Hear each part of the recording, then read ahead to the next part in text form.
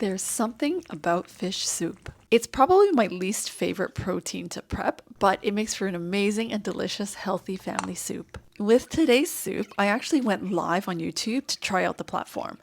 It was fun, but just a bit weird having people watch you cook. However, I'm super grateful for the viewers and comments today, so thank you. I will continue to go live and post for you. For this tomato fish Chinese soup, the base is of course tomatoes and fish.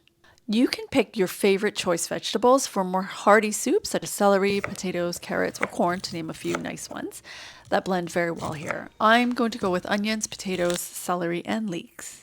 Starting off with the fish, I will always buy fresh from the supermarket. They don't have to be live fish, but fresh enough that the gills are still bright red and the flesh is bouncy and firm. This is how you can tell the fish is fresh. So it's basically whichever fish is freshest, that's my choice of fish. I really like red snappers for Chinese soups, but no, not really feeling it today with how the fish are looking at the supermarket. The best choice was this fresh sea bass, which was also on sale. Yay! So I picked up a medium-sized one, cost me around $8 Canadian, which is a bargain. Be sure to ask the fish vendor to descale, cut, degut, and clean for you. If you're storing to use the day after, I will ice the fish and keep it in the fridge on a tray in case the juices spill out, and it's perfect for about 24 hours. So here's how I'll prep my fish. I'll wash it on the outside and inside and use a big knife to ensure the stomach is relatively clean. I've also kept the fins on because it won't matter since it's going all into a soup bag. Halve the fish so that you can pan fry completely flat in your soup pot. I'm going to do everything in one pot today, just for ease of cooking and cleaning. Using a bit of oil and a few slices of ginger on medium heat, gently pan fry your fish on both sides until the skin is browned. This will help eliminate some of the fishy taste and bring a beautiful fragrance to the soup. Once the fish is nicely browned, here's where you can use a soup bag. This bag is amazing to keep the fish together and prevent the bones and meat from disintegrating into the soup. And you can just take the fish out in one shot for cleanup or disposal. These bags are also reusable and recyclable. I've got a link in the description on where you can buy this. Set the fish aside in the soup bag until you're ready to boil the soup. I'll then peel and prep my onions and potatoes. These are relatively large pieces, browning them to create the fragrant soup base.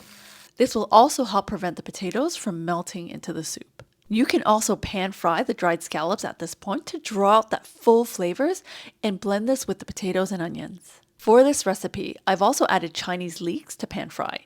They add a certain subtle freshness to the soup, and I love eating them when they're softened.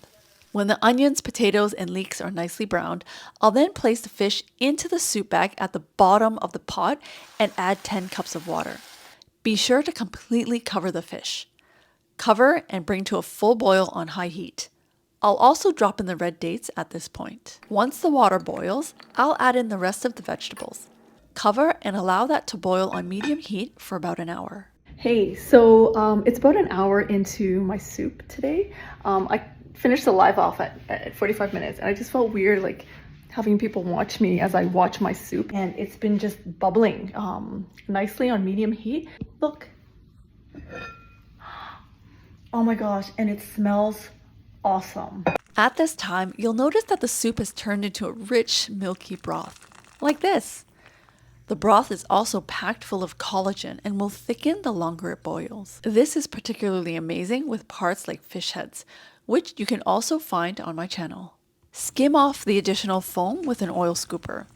I'll also take out the tomato skins and ginger at this time. And then I'm gonna let this boil for 30 minutes and then I'm gonna taste test. So essentially, like, is it salty enough? That's usually primarily it, is the savoriness.